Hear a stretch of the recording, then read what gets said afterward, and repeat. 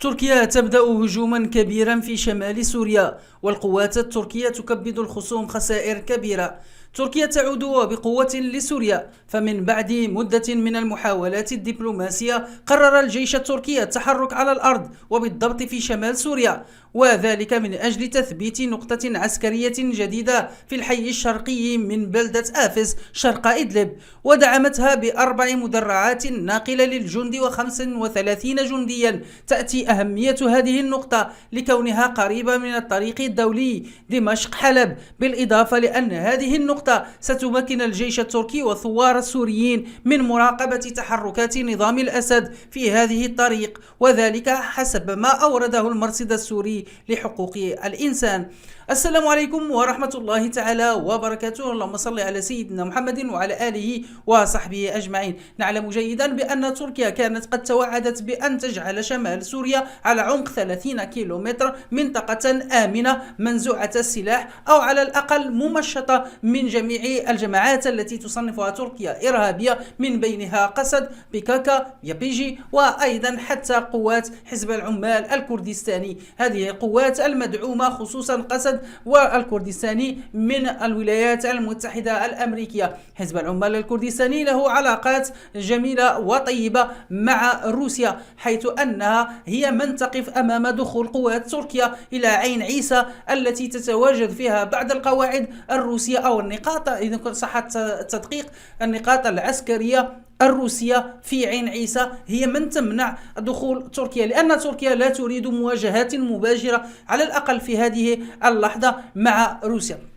لكن بعد تأخر دام لأسبوعين أو 3 أسابيع بالتحديد، فقد قامت القوات التركية اليوم بمجموعة من العمليات، وقد عادت بقوة وكبدت الخصوم خسائر كبيرة. إذن أعزائنا المشاهدين، نذهب أولا لقراءة عناوين أو أبرز العناوين لهذه الحلقة.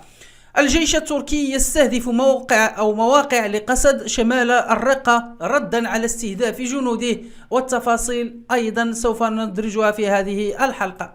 تركيا تراقب النظام، نقطة عسكرية جديدة في إدلب. وفي عنوان آخر، الدفاع التركية تعلن تحييد 12 عنصرا من قسد المدعومة من الأمريكان ردا على مقتل 3 من جنودها في سوريا.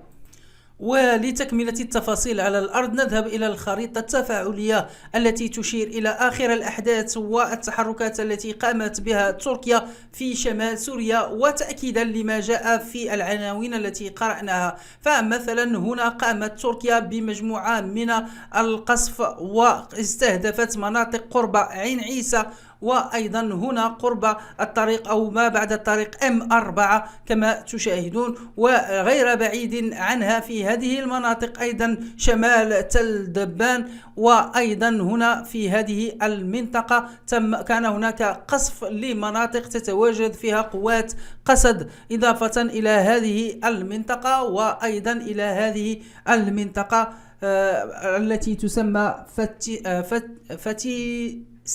فتيسة.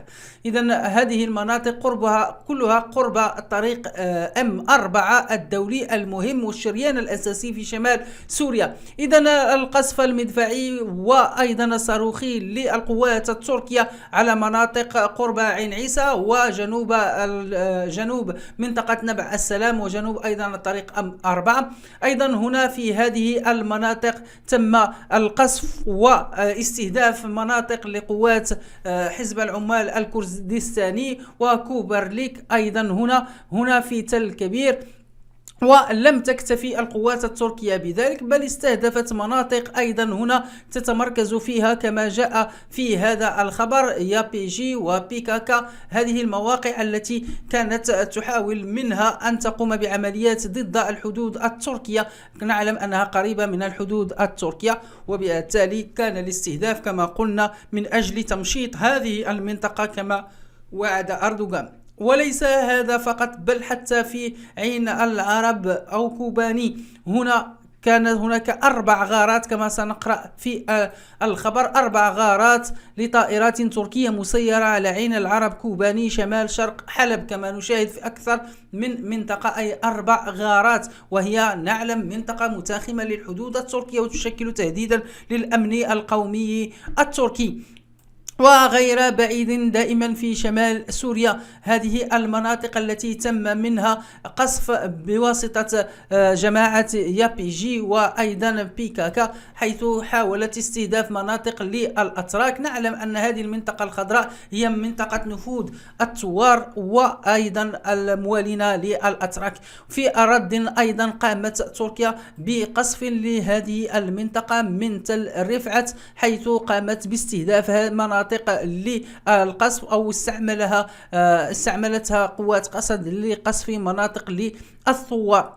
وحينما نتحدث عن شمال سوريا، ليست فقط المنطقة التي تريد تمشيطها تركيا، ولكن حتى المنطقة المهمة المحاذية لإدلب وريف إدلب، جنوب إدلب أيضا، كل هذه المناطق أصبحت خط تماس وخط نار مفتوح بعد أن نقضت روسيا العهد المعاهدة أو وقف إطلاق النار الذي وقعته مع تركيا حول إدلب.